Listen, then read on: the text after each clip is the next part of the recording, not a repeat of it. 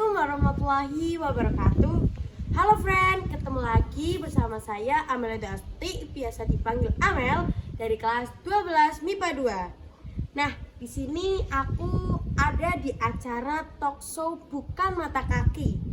Kali ini saya akan membahas topik tentang peristiwa, konflik, dan pergolakan yang berkaitan dengan ideologi. Nah, sebelum kita mulai talk show pada hari ini, kita panggilkan para narasumber dari kelas 12 MIPA 2.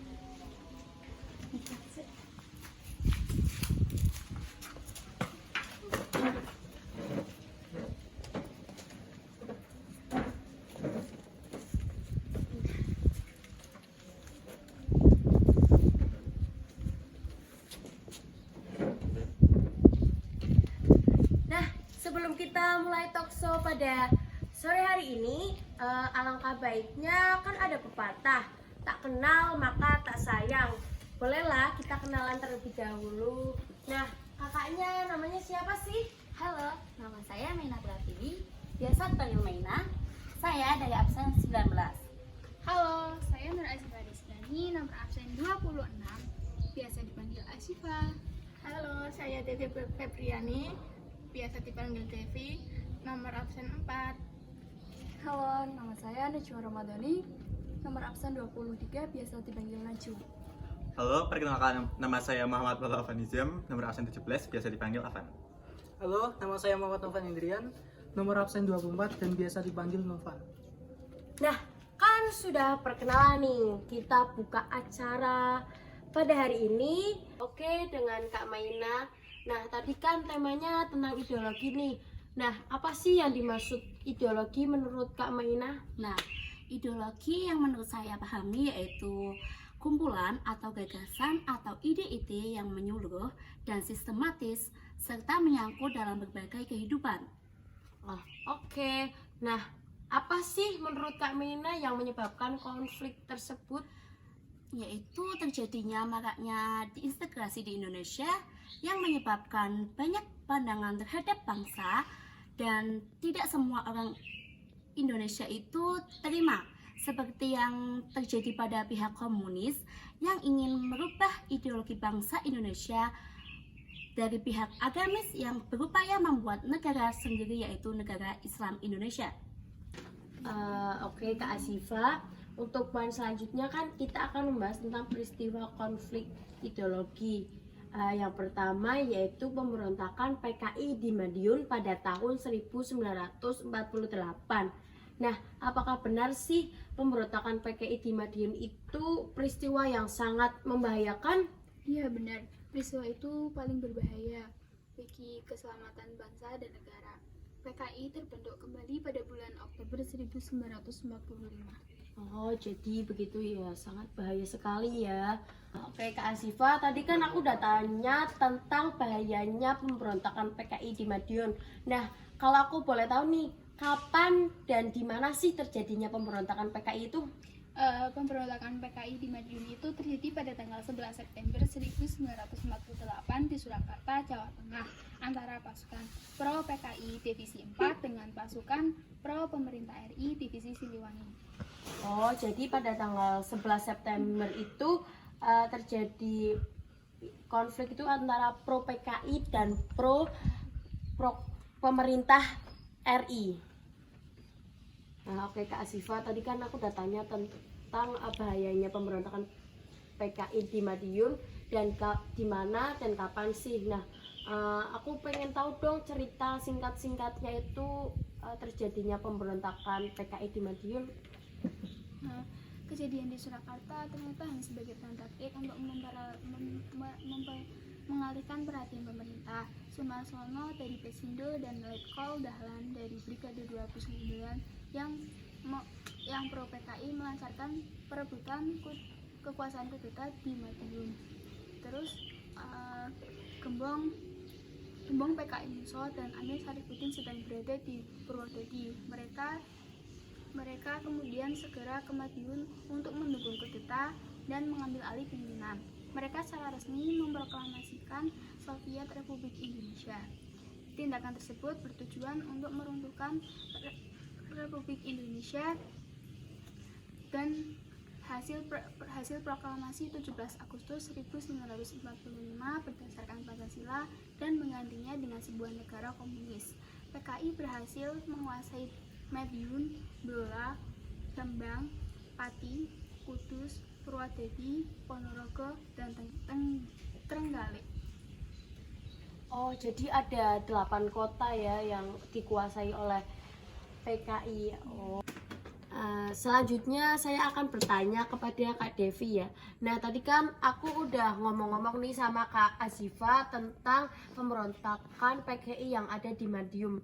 Nah, berikutnya kan ada DITII di Jawa Barat dan DITII di Aceh. Nah, bagaimana sih perbedaan latar belakang terjadinya pemberontakan DITII yang ada di Jawa Barat dan DITII yang di Aceh sih Kak Devi?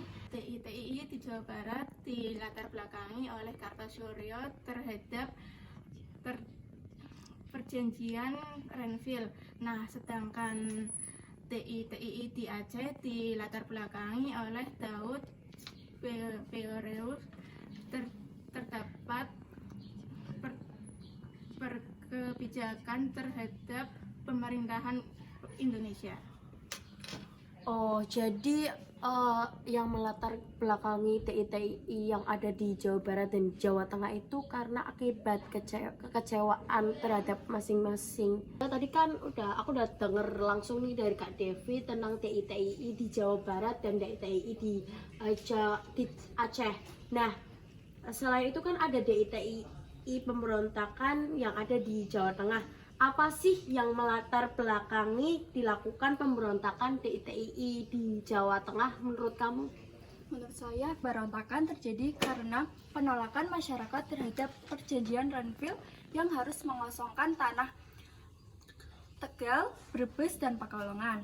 Perjanjian Renville mengakibatkan 3 wilayah tersebut harus vakum karena ditinggalnya oleh pasukan TNI maupun aparat pemerintah. Tadi ada 3 kota yang divakum akibat ditinggalkan oleh TNI. Nah, berikutnya aku mau tanya lagi nih, apa saja sih tindakan yang dilakukan oleh pemerintah untuk memadamkan pemberontakan DITII yang ada di Jawa Tengah? Dalam penyelesaian tersebut, pemerintah RI menggunakan 2 cara. Yang pertama, operasi militer, dan yang kedua, operasi politik.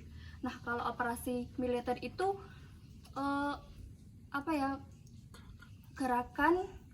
komando gerakan banteng nasional, dan cara politik itu pemerintah menawarkan amnesti kepada para pemberontak. Cara untuk menanggulangi itu yaitu operasi militer dan operasi politik. Nah, tadi kan aku udah tanya nih sama Kak Najwa tentang DITII yang ada di Jawa Tengah. Nah, berikutnya selain di Pulau Jawa, DITII juga melakukan pemberontakan di Pulau Kalimantan. Tepatnya itu ada di Kalimantan Selatan. Apa sih yang menyebabkan pemberontakan dan upaya apa yang mereka lakukan saat pemberontakan ya Kak Ovan? Nah, latar belakang dari pemberontakan DITII di Kalimantan Selatan ini didasari pada hasil rapat KMB yang waktu itu meleburkan KNIL atau dari tentara dari Kerajaan Hindia Belanda ke APRIS atau Angkatan Perang Republik Indonesia Serikat. Nah, karena itu banyak kecaman dari beberapa pihak karena KNIL itu kan dari Belanda, kenapa bisa jadi menjadi satu menjadi tentara Republik Indonesia.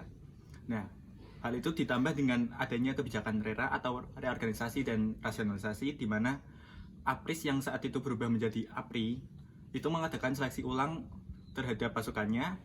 Nah, di mana waktu itu Angkatan Laut Republik Indonesia itu divisi 4 lebih tepatnya, kebanyakan dari mereka itu tidak lolos karena waktu itu terdapat seleksi menulis, sedangkan kebanyakan dari mereka itu buta huruf. Nah, yang terakhir itu ada karena kebijakan dari pemerintah yang memindahkan kebanyakan orang Jawa ke Kalimantan Selatan dan memiliki jabatan yang tinggi di sana, sehingga orang-orang Kalimantan Selatan ini merasa tidak dipercaya oleh pemerintah, dan akhirnya Ibtu Hajar ini memberontak dan sambil berharap bahwa mereka dapat keterima di Tentara Republik Indonesia ini tanpa seleksi di tes huruf. Tadi kan udah penyebab pemberontakan yang ada di Kalimantan Selatan nih Kak Alvan.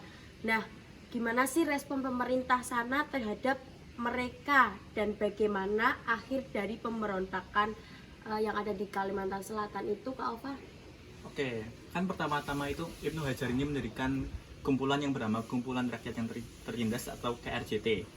Nah, KRJT ini pada awal gerakannya ini menyerang pos TNI yang terdekat di daerah mereka dan mendapatkan pasokan suplai senjata dan makanan.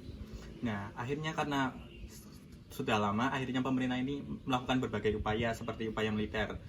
Dan akhirnya KRJT ini memutuskan untuk melakukan perang secara bergerilya di dalam hutan. Nah, lama-kelamaan pemerintah ini, karena KRJT ini kan meresahkan masyarakat, jadi pemerintah melakukan upaya yang awalnya itu cuma upaya damai, diantaranya itu merayu Ibnu Hajar melalui keluarga, mantan atasannya, bahkan temannya.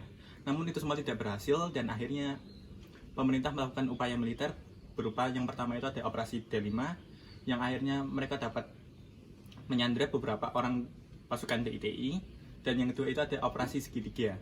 Nah, di sini mereka dapat menemukan beberapa senjata dan bahkan melumpuhkan beberapa pasukan DITI. Dan di sini juga mereka tahu bahwa DITI ini dapat berlangsung di sana melalui komunikasi dengan masyarakat yang bolak-balik ke hutan. Sehingga pada waktu itu pemerintah ini melarang masyarakat setempat untuk memasuki daerah operasi.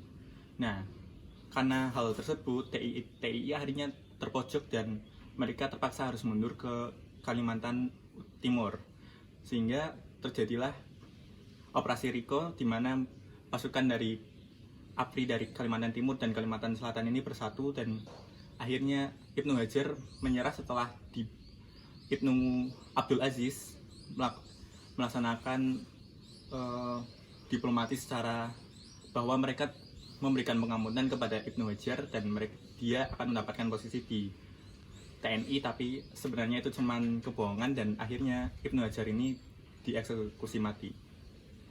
Oh, jadi akhirnya itu Ibnu Hajar itu dieksekusi kasih. Ya, berikutnya tadi kan kita udah bahas tentang DITI ya. Nah, berikutnya tuh ada lagi nih tentang peristiwa G30S 1965. Nah, apa sih yang dimaksud dengan G30S 1965 itu sih? G30S 1965 ini adalah sebuah singkatan dari Gerakan 30 September tahun 1965. Peristiwa Gerakan 30 September 1965 ini adalah serangkaian upaya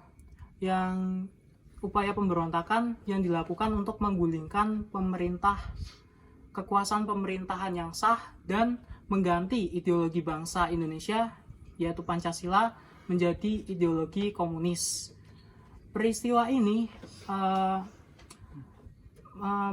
mengakibatkan adanya korban jiwa yaitu 6 jenderal Angkatan Darat dan 1 perwira Angkatan Darat. Kemudian Gerakan 30S 1965 sebenarnya sering kita kenal yaitu dengan Gerakan 30 September atau PKI. Itu mengapa demikian? Karena PKI atau Partai Komunis Indonesia melalui pasukan Cakrabirawa diyakini sebagai dalang utamanya. Aku kayak dengar tentang pasukan Cakrabirawa ya. Nah, pasukan Cakrabirawa itu bagaimana sih mereka bisa berkaitan dengan peristiwa G30 SPKI atau G30S 1965 sih Kak?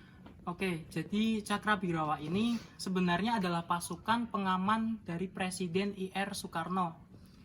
Pasukan ini itulah terbentuk pada tanggal 6 Juni 1962.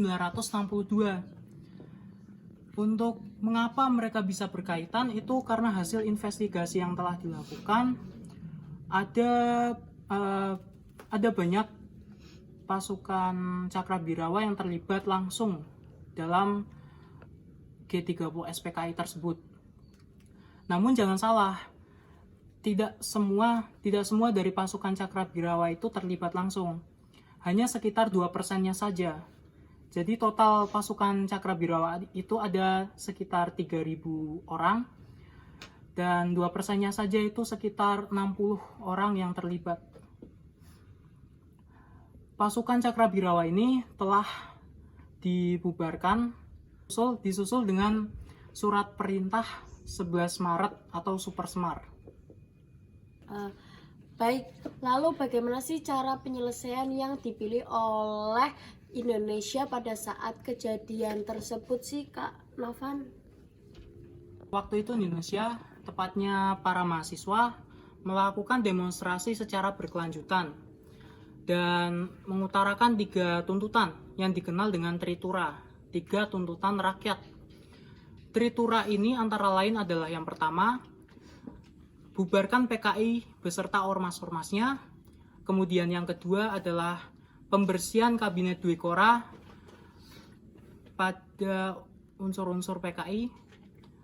Kemudian yang ketiga adalah turunkan harga BBM.